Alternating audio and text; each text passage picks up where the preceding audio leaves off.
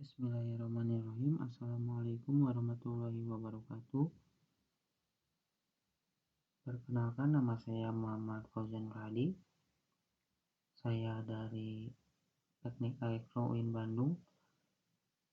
Pada kesempatan kali ini saya akan mempresentasikan resume mata kuliah Matematika Teknik 2 setelah UTS sampai dengan pertemuan terakhir dalam rangka memenuhi ujian akhir semester Matematika Teknik 2 pada masa pandemi COVID-19 ini.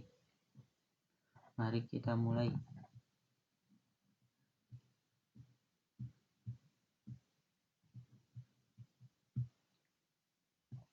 Materi yang akan dibahas adalah hampiran Taylor, persamaan nonlinier metode tertutup, persamaan nonlinier metode terbuka, dan eliminasi Gauss dan dekomposisi LU, dan satu lagi adalah interpolasi.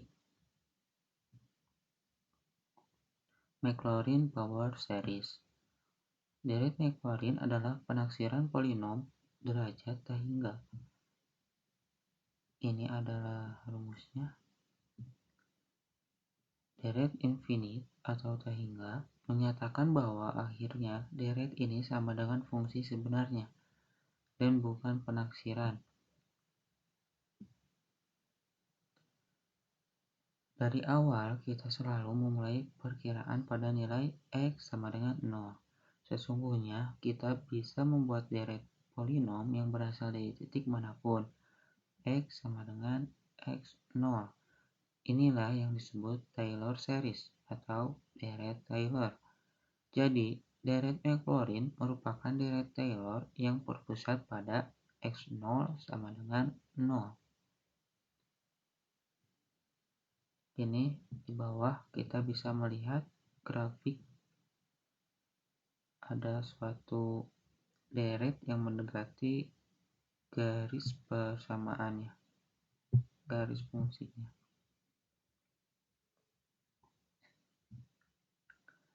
Truncated Taylor series.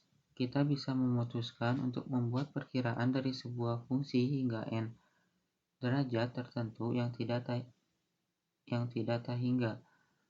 Kita sebut sebagai truncated Taylor series. Di bawah adalah rumusnya. Ini adalah latihan hampiran Taylor.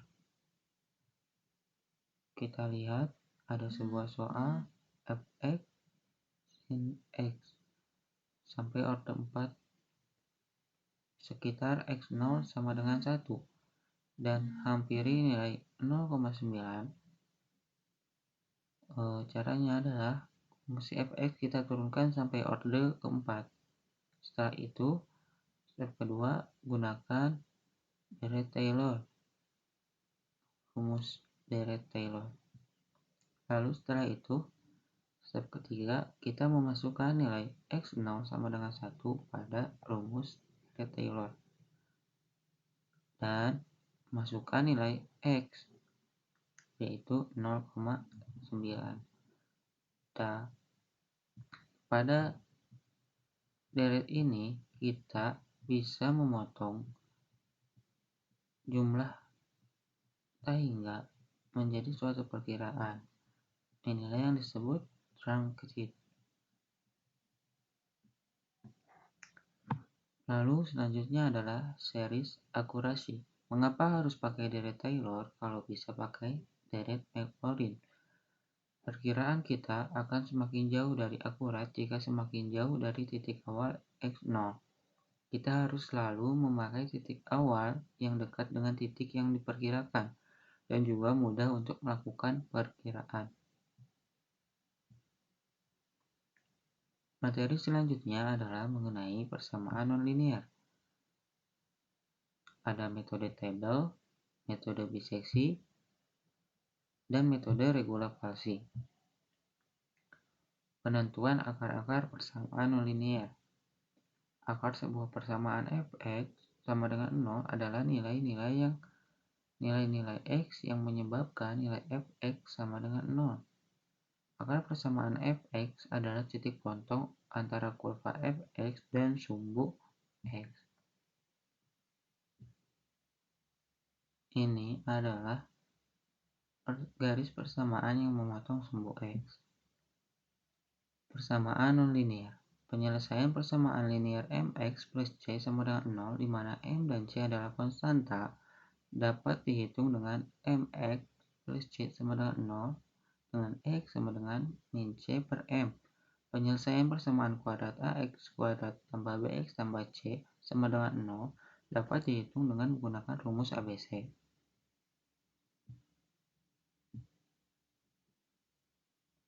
Penyelesaian persamaan nonlinear. Pertama yaitu metode tertutup.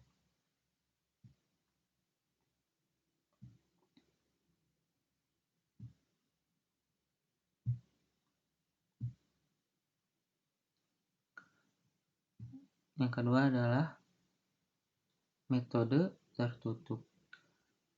Ada metode tabel, metode biseksi, dan metode regulasi.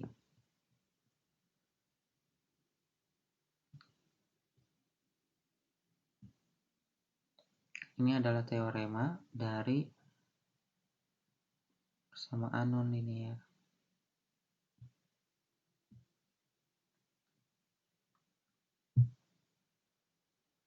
Metode tabel. Metode tabel atau pembagian area, di mana untuk x di antara A dan B dibagi sebanyak n bagian, dan pada masing-masing bagian dihitung nilai fx sehingga diperoleh tabel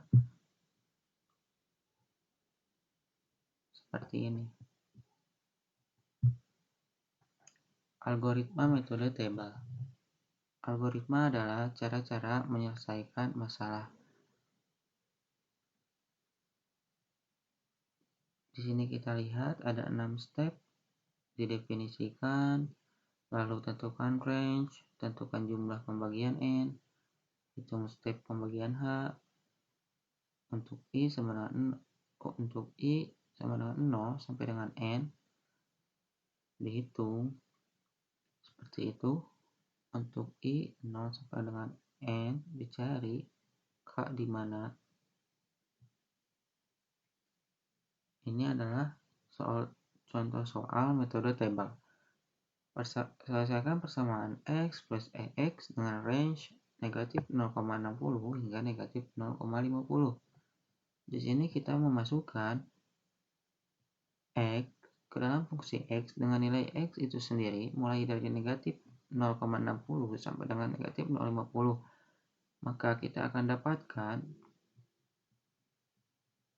dari persamaan x plus ex adalah 10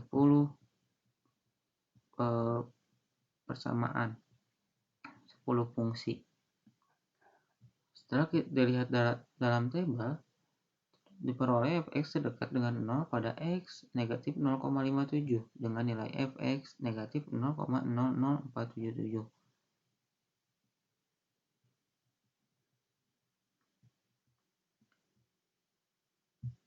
Selanjutnya adalah metode biseksi. Ide awal metode ini adalah metode tabel, di mana area dibagi menjadi n bagian. Hanya saja metode tabel biseksi ini membagi range menjadi 2 bagian. Dari 2 bagian ini dipilih bagian mana yang mengandung dan bagian yang tidak mengandung akar, dibuang. Hal ini dilakukan berulang-ulang hingga diperoleh akar persamaan. Ini kita lihat.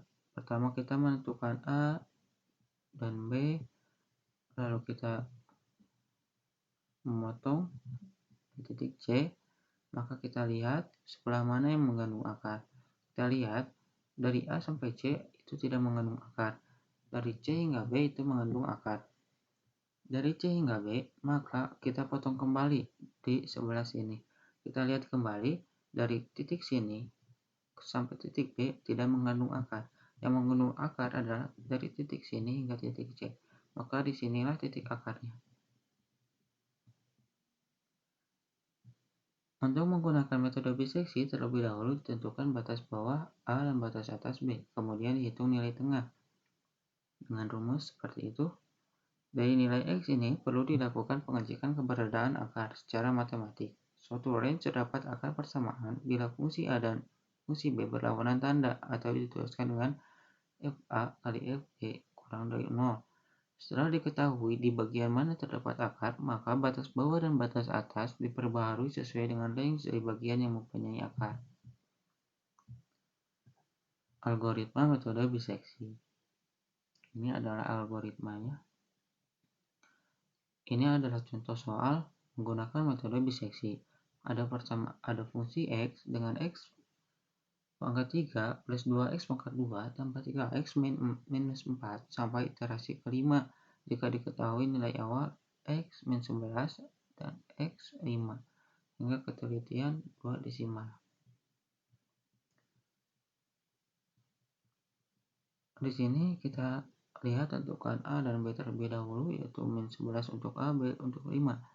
Hitung fungsi A dan fungsi B dengan nilai A dan B itu sendiri, didapatkan negatif 1126 dan 186. Setelah itu dikalikan fungsi A dan fungsi B, ternyata hasilnya adalah kurang dari 0. Ini adalah artinya konvergen, maka step dilanjutkan. Jika divergen, maka proses tidak bisa dilanjutkan. Step ketiga yaitu kita membagi nilai tengah. Nilai tengahnya adalah x sama dengan minus 3.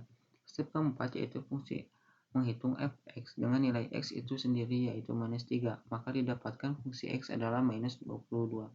Kita masukkan ke dalam tabel nilai fa sama tanda dengan fx, maka iterasi 1 nilai a diganti dengan fx. Di sini nilai fx dan nilai fa sama-sama minus, maka nilai fa diganti dengan nilai fx.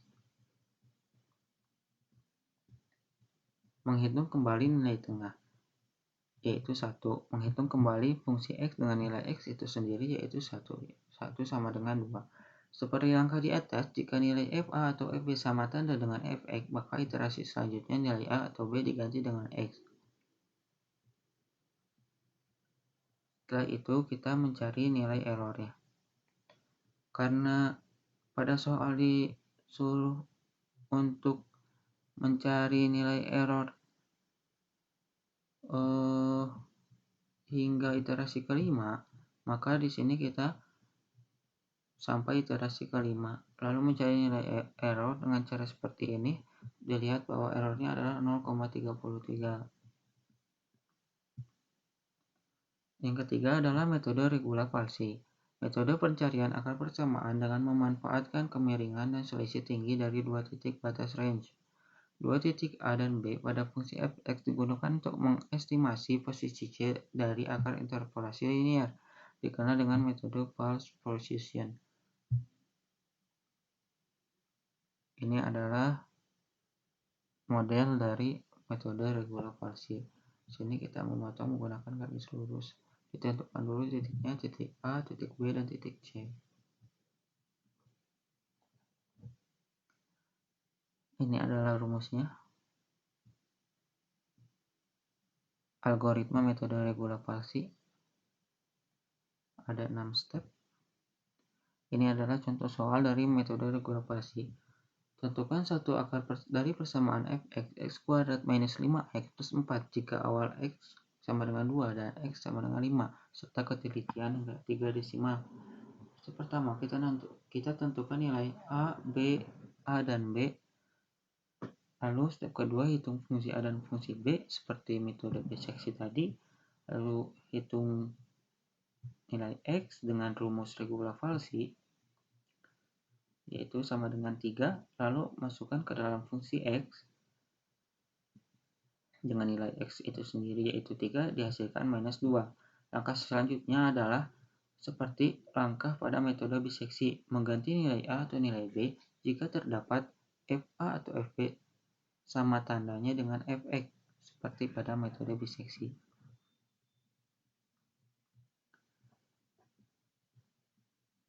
Iterasi dapat dihentikan pada iterasi ke-7 karena sudah diperoleh akar dari persamaan non-linear adalah 0 dengan errornya adalah 1. Dengan errornya adalah 0. Maka persamaan non-linearnya adalah 4. Karena pada soal f(x kuadrat minus 5x plus 4 sebenarnya bisa difaktorkan secara langsung, yaitu dengan nilai x sama dengan 1 atau x sama dengan 4. Jadi metode ini adalah untuk membuktikan dari pemfaktoran itu tersebut. Penyelesaian persamaan nonlinear. Metode terbuka. Dipadukan tebakan awal, xn dipakai untuk menghitung xn plus 1, hasil dapat konvergen atau divergen. Pertama adalah ada metode iterasi sederhana, lalu yang kedua adalah metode Newton-Raphson, lalu yang ketiga adalah metode sekant. Metode iterasi sederhana adalah memisahkan x dengan sebagian x yang lain sehingga diperoleh x sama dengan gx. Gx inilah yang menjadi dasar iterasi pada metode iterasi sederhana. Ini adalah model dari metode iterasi sederhana. Dilihat ketika dia konvergen, maka akan mendekati akar nilai akarnya masuk ke dalam. Ketika dia divergen, maka dia akan sebaliknya. Dia akan dari dalam menuju keluar. Dan ini kita tidak bisa menentukan nilai akarnya.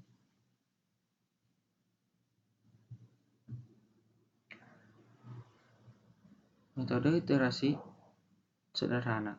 Ini adalah contoh soal. Di sini ada fungsi f(x kuadrat minus 7x plus 6 dengan tebakan awal adalah 5 dan error adalah 0,01.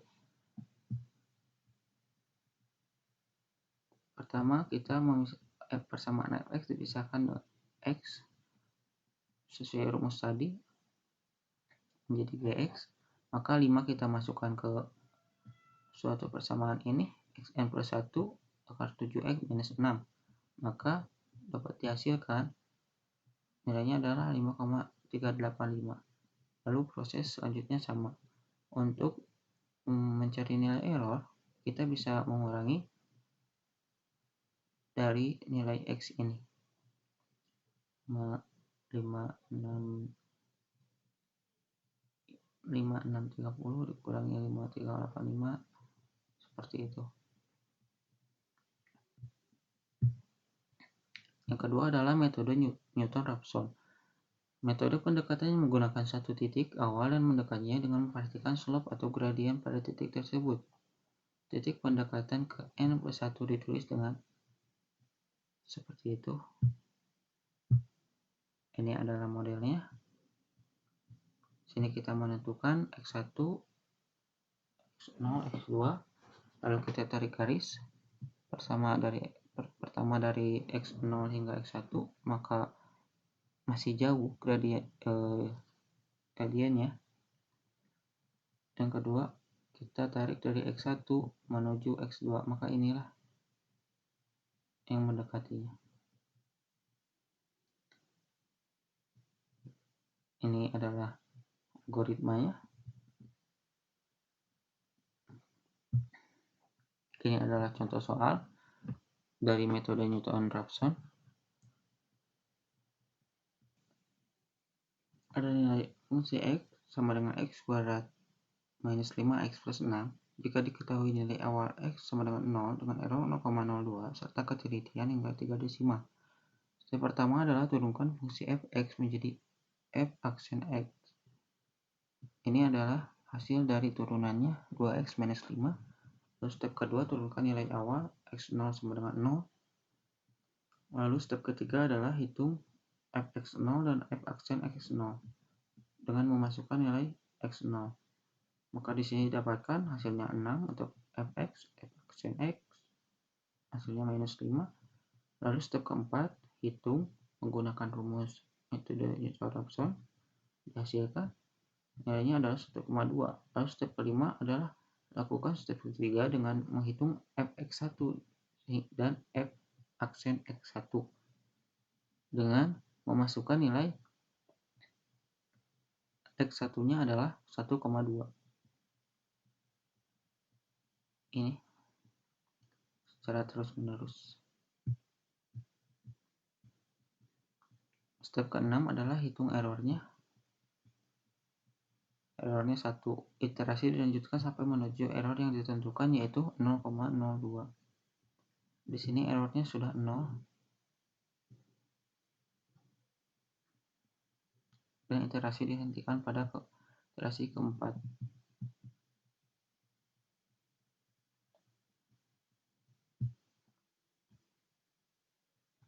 Yang ketiga adalah metode secant. Metode Newton-Raphson memerlukan perhitungan turunan fungsi f aksen x. Tidak semua fungsi mudah dicari turunannya, terutama fungsi yang bentuknya rumit. Turunan fungsi dapat dihilangkan dengan cara menggantinya dengan bentuk lain yang ekivalen. Modifikasi metode Newton-Raphson dinamakan metode secant. Ini adalah rumusnya dari metode Newton-Raphson yang disubstitusikan. Ini adalah algoritmanya. Dan ini adalah contoh soalnya. Kita lihat ada fungsi x sama dengan x kuadrat minus 5x plus 6 dengan nilai awal x0 0 dan x1 2,5 serta ketelitian hingga 2 desimal. Pertama kita adalah menentukan fungsi x0 dan x1. Kita mendapatkan masing-masing x0 nya 6, fungsi x1 nya minus 0,2. Step kedua, hitung nilai taksiran akar selanjutnya, yaitu xr plus 1. Di sini kita memasukkan x2 nya adalah 2,5. X2 nya adalah 2,4. Step ketiga, menghitung fx nya dengan nilai x-nya itu x2 nya itu sendiri, yaitu 2,4. Maka hasil fx2 nya adalah negatif 0,24. Step keempat adalah menghitung nilai errornya. Jadi dari x0, x1 dilanjut ke x2. Nah, ini iterasi dilanjutkan sampai mendapatkan nilai error 0. Nah, iterasi dapat dihentikan pada iterasi ke-9 karena di sini sudah errornya sudah 0. Maka diketahui akarnya ada pada ini dia. Ini adalah 2. Selanjutnya adalah metode eliminasi Gauss. Metode eliminasi Gauss yaitu menghilangkan atau mengurangi jumlah variabel sehingga dapat diperoleh nilai dari suatu variabel bebas matrik. Matrik diubah menjadi augmented matrix. Ini adalah bentuk dari augmented matrix. Metode eliminasi Gauss. Diubah matrik menjadi matriks segitiga atas atau segitiga bawah dengan menggunakan OBE atau operasi baris elementer. Ini adalah contoh dari segitiga atas. Ini adalah soal metode eliminasi Gauss dengan 3 fungsi, 3 persamaan. Lalu kita masukkan ke dalam bentuk matriks. Step kedua, buat matriks tersebut menjadi bentuk segitiga atas dengan metode OBE. Nah, di sini kita ketahui bahwa ini terdapat segitiga atas. Ini adalah persamaan pertama, persamaan kedua, dan persamaan ketiga. Yang diketahui hanyalah Z. Nilainya adalah min 1. Lalu kita masukkan, substitusikan Z ini ke dalam satu persamaan ini. Persamaan 2 dan persamaan 3. Maka didapat hasilnya adalah 2 dan minus 3. Jadi solusinya yaitu X sama dengan minus 3. Y sama dengan 2, dan Z sama dengan minus 1. Selanjutnya adalah metode dekomposisi LU. Jika matrik A non-singular, matrik yang mempunyai inverse, maka ia dapat difaktorkan, diuraikan, atau dikomposisikan menjadi matriks segitiga bawah, lower, dan matriks segitiga atas atau upper, dengan cara melakukan sejumlah transformasi elementer pada baris seperti contoh sebelumnya. A sama dengan LU. Metode dekomposisi LU. Perubahan tersebut dapat digambarkan sebagai berikut. Ini adalah metode segitiga atas dan segitiga bawah. Algoritma dekomposisi LU.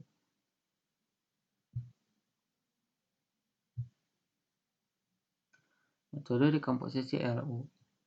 Ini adalah contoh, ada soal, ada 3 persamaan linear, lalu kita masukkan ke dalam bentuk matriks. Lalu setelah itu dekomposisikan matriks A dan matriks U menggunakan metode OB dan matriks L menggunakan metode Crow. Kita cari metode matriks U-nya menggunakan OB. Setelah didapatkan dengan segitiga bawah, lalu selanjutnya diubah menjadi matriks L dari persamaan awal. Ini diubah menjadi matriks L dengan cara ini. A11 sama dengan L11, jadi A11 ini sama dengan L11, A21 sama dengan L21 dan seterusnya. Lalu kita masukkan ke sini, maka diketahui L22-nya adalah minus 1,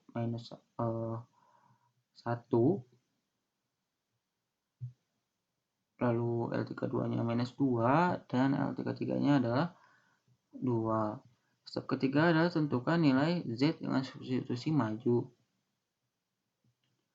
Nah, ini kita menentukan Z-nya, kita kalikan dulu 2 kali Z1, 0 kali Z2, 0 kali Z3.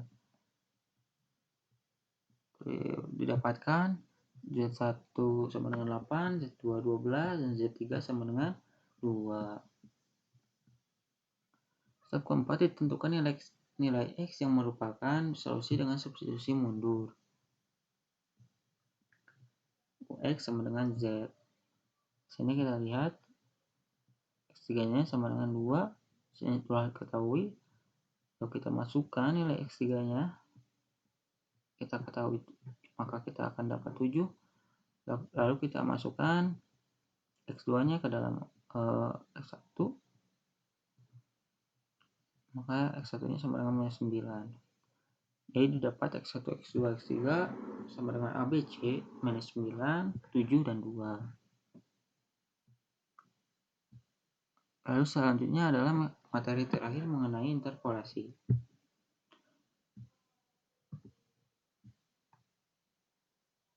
Interpolasi berguna untuk menafsirkan harga-harga tengah antara titik data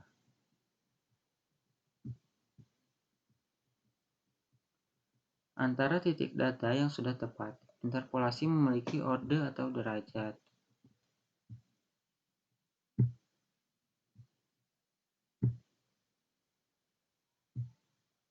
Interpolasi. Jenis interpolasi. Interpolasi beda terbagi Newton. Ada interpolasi linear, kuadrat, dan kubik. Ada lalu yang kedua interpolasi Lagrange. Ini ada grafik dari metode interpolasi linear.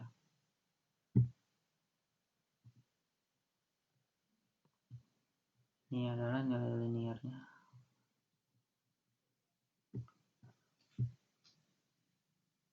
Misalkan ada M bilangan X1, X2 hingga Xm dan bilangan lain yang berkaitan Y1, Y2 hingga Ym. Maka masalahnya berapa harga Y pada persamaan ini?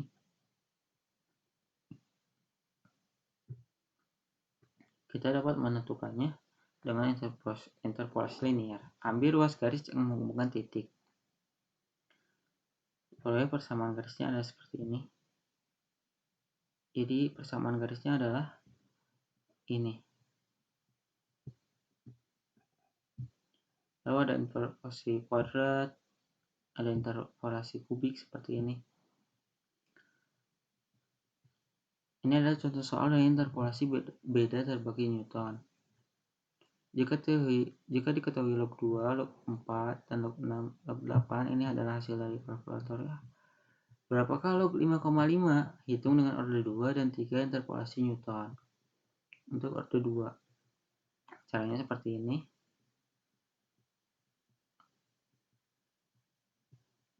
Lalu B1-nya cari, B2-nya kita cari hasilnya.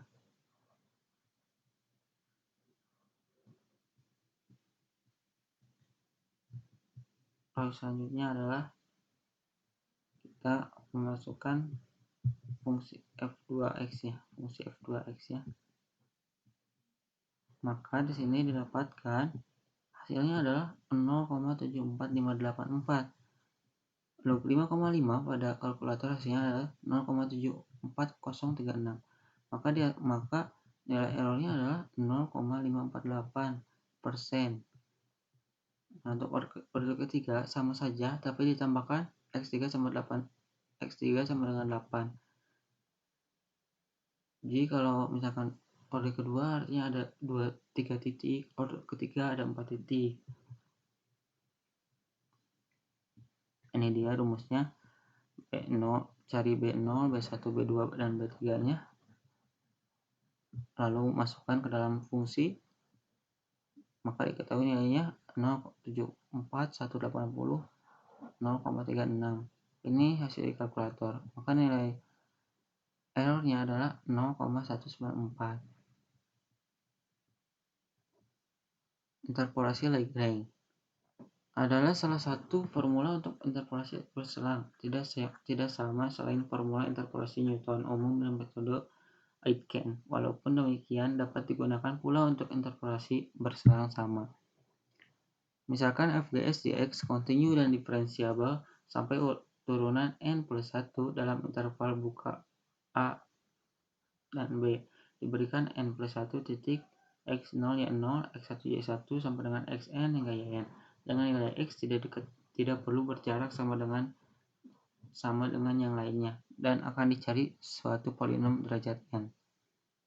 Untuk pemakaian praktis, formula interpolasi Lagrange dapat dinyatakan sebagai berikut.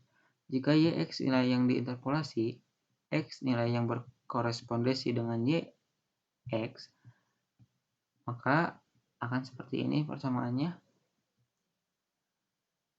Sini ada soal interpolasi Lagrange. Diketahui data sebagai berikut.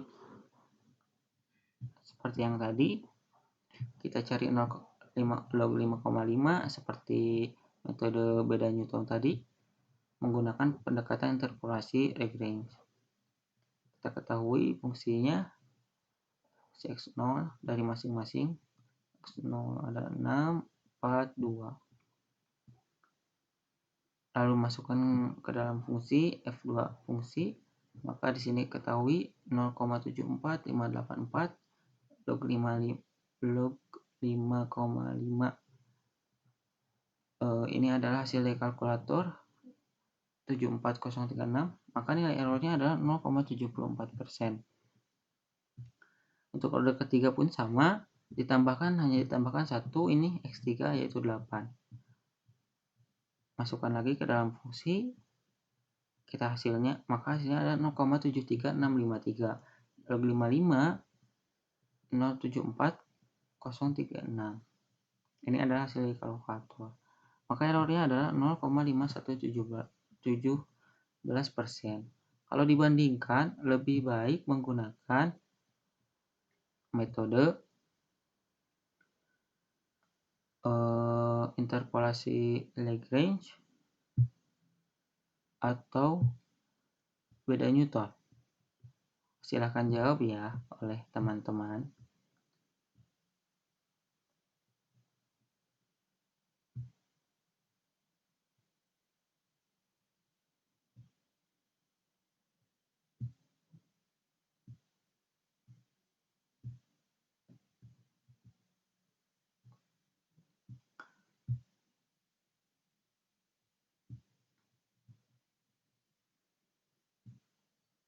Interpolasi Lagrange juga memiliki kekurangan karena jumlah komputasi yang dibutuhkan untuk satu kali interpolasi adalah besar. Interpolasi untuk nilai x yang lain memerlukan jumlah komputasi yang sama karena tidak ada bagian komputasi sebelumnya yang dapat digunakan. Bila jumlah titik data meningkat atau menurun, hasil komputasi sebelumnya tidak dapat digunakan karena tidak ada hubungannya antara Pn-1x dan Pnx pada interpolasi Lagrange. Interpolasi yang dibentuk sebelumnya dapat digunakan untuk membentuk polinom derajat yang lebih tinggi. Mungkin itu pemaparan resume dari saya. Mohon maaf apabila ada kesalahan. Nun wal qalami wa ma yasturun. Wassalamualaikum warahmatullahi wabarakatuh.